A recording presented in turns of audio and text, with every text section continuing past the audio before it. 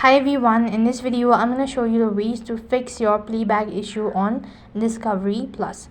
Now if you're experiencing issue with your video play, first thing you could go and make sure to check your Wi-Fi connection. Make sure that you're connected to a stable internet connection, and you could also try switching over to mobile data or to your Wi-Fi as well at the same time. And if you're still unable to stream video using other apps, you can try signing out of the Discovery Plus and signing back on once again, and that should be equal to fix the issue all at once. However, if you're still experiencing video playback issue, you can try closing the Discover app completely and removing it from the background itself. And when you do that, you could also try uninstalling the application and once again reinstalling it, and at the same time restarting the device, and that should be able to fix the issue all at once. However, if the issue persists on, then there should be some sort of connectivity issue with the server itself, so you can try for a couple of seconds or maybe hours, and that should be able to fix the issue all at once.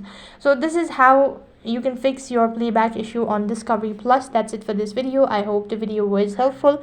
Make sure to like, share and subscribe to our channel. Thank you for watching. See you in the next video.